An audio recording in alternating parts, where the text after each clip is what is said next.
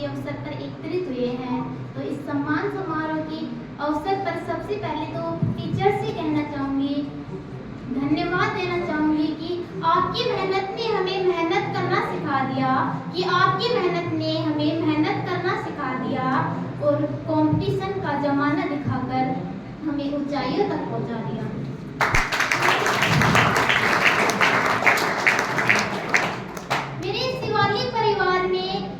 मेरे शिवालिक परिवार का आंगन खुशियों से खिलता है, कि मेरे शिवालिक परिवार का आंगन खुशियों से खिलता है, क्योंकि यहाँ ज्ञान ही नहीं संस्कार भी मिलता है।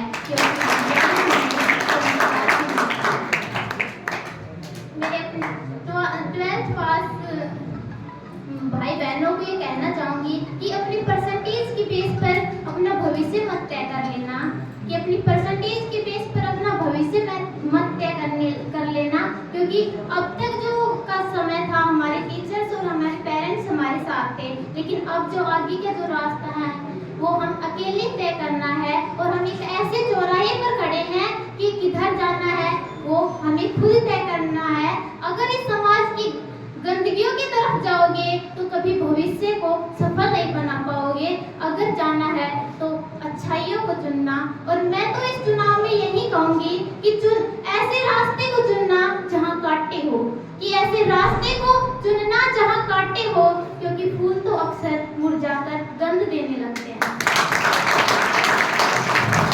मेरा आशय है कि अगर ऐसे जिस रास्ते में कठिनाइयां नजर आए उसी रास्ते को चुनना, क्योंकि कठिनाइयों को पार करके हम एक अच्छी सफलता को प्राप्त करते हैं, उस मंजिल को पा सकते हैं।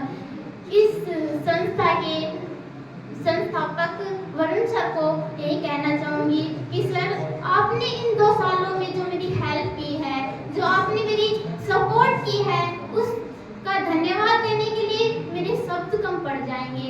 लेकिन जब भी मैंने आपसे हेल्प मांगी तो कभी आपने ये नहीं कहा कि बेटा मेरे पास टाइम नहीं है, कि भले ही मैं अपने माँ बाप के पास नहीं रही, लेकिन मेरे मामा ने कभी मुझे मम्मी पापा की कमी महसूस नहीं होने दी। लेकिन जब उन्होंने हमें छोड़कर विदा लिया तो थोड़ी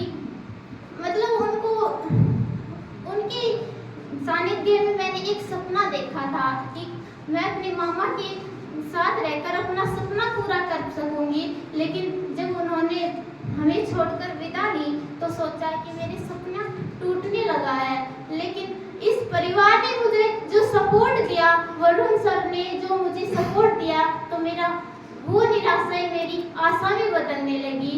तो इसीलिए इस पूरे शिवालिक परिवार को धन्यवाद देना चाहूँगी कि उन निराशाओं को आशा में बदलने के लिए शुक्रिया, उन निराशाओं को आशा में बदलने के लिए शुक्रिया।